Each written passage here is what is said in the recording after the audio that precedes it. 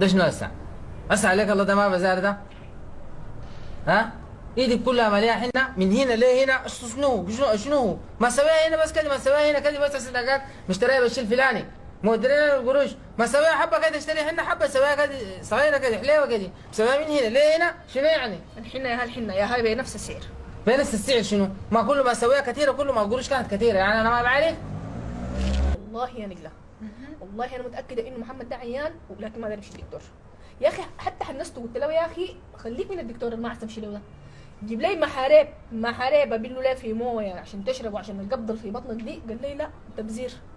المحاريب اللي بكم قرش ده؟ اي لا لا لا لا، اختراج ده فظيع لا يا اختي. اي حاجه، لا ده يمشي دكتور عشان ما يبذرش. ما داري يجيب لي اي حاجه عشان ما يبذر، ولا داري يجيب اكل اللي يروح هنا عشان ناكل نسمن عشان نبقى كويس. هاي انت امتين يا تهاني اختي حتخلي كده لما يموت ليكي؟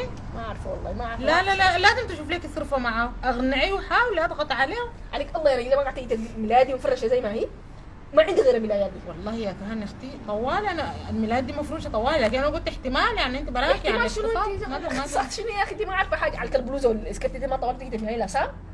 وامبارح مش بالمناسبه، وامبارح مش دي من الشيله قال جايه منه ولد عمي جاب الشيله دي، وبعدين قال ده بزار الشيله جايبه لي أربعة طلع لي لبستين بس والباقي قال يتصرف فيه. لكن انت يا تهاني وراجلك ده يعني انت بتقولي جلده ده عملتيه كيف؟ نقشتي الحنه اللذيذه دي كيف؟ الحنه دي بنت خالتي نقشتها لي عشان عرس ولد عمي امبارح وما عارف، ومصير انه انا شلت بقروش وبزرتها وبتكلم ده بزار. قال لي قال تعمل هنا خليك من كده. ناس امي اول امبارح جو وما قالوا ما لقونا، ضروري تليفون قال لي انت وين؟ قلت له انا غاله. قال لي ده كله مطفى مولع السهاره، مولع ليه ما عندكم السهارة. كهرباء؟ الكهرباء عامله اثنين قاعدين بقى لنا 4 يوم. اثنين قاعدين ب4 يوم؟ لحد هسه ما قطعت. ده زول فظيع ده. لا لا لا لا خلاص لا مشيت لا لا لا لا. مشكله ذاتي حاجه. خلاص يا اختي كان كده انا اكلم منى عم راجلي ده اللي يجي يتونس معاه شويه وحبه حبه يحاول يقنعه، ان شاء الله يا رب يقتنع بكلامه. شوف يا محمد، بعد الاعراض اللي قلت عليها دي كلها واضح انه في سوء تغذيه. قاعدين ناكل طوال اصلا ما وقفنا، لكن ده ما وقفنا منه يوم واحد ما وقفنا منه. والله واضح شديد، لانه يعني المفروض عشان المعده تكون منتظمه والاكل يكون منتظم ويمشي في الجسم بانتظام ويكون في تغذيه سليمه للجسم. الانسان لما يقوم الصباح يشرب له كوبايه مويه اول حاجه، دي مهمه جدا جدا للكلى وضعف الكلى. بعد ذلك يعني لو لقى لهم مثلا حبتين بيض مسلوق دي حاجه كويسه جدا جدا، ومعاهم قطعه جبنه حبه عسل. والله وانا حاجه تكون مهمه جدا بالنسبه له لانه بتقويه من الصباح. وبعد ده ممكن يشرب له كوبايه شاي او كوبايه جبن، ما بتاثر لانه بيكون اساسا المعده فيها اكل تمام تمام والتغذيه ماشيه سليمه.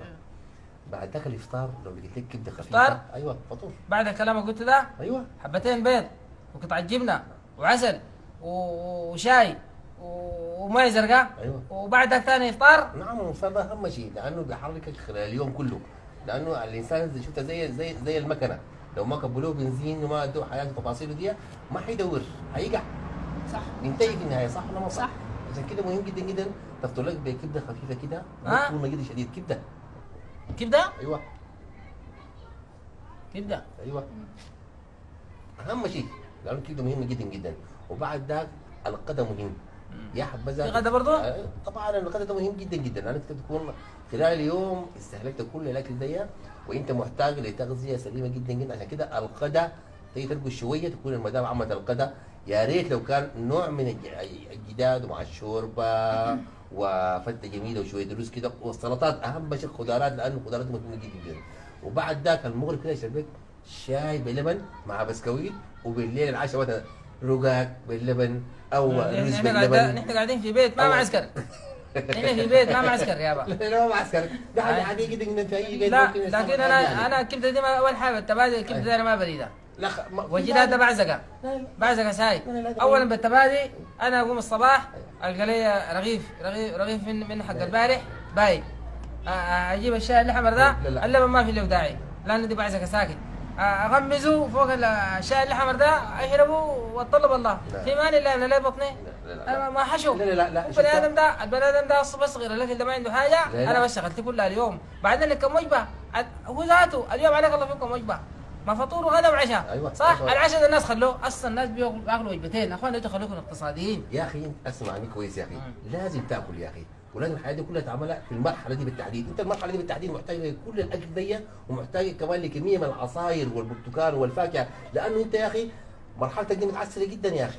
يا اخي انت يا اخي الحاجه لو ما عملتها خلال 6 شهور بتصل لحاله ممكن تؤدي للموت. الكلام ده بقول لك يعني كطبيب، انا بقول لك الكلام ده، الحاله ممكن تؤدي الى الموت 6 شهور بالكثير، لانه انت حالتك صعبه جدا جدا يا اخي.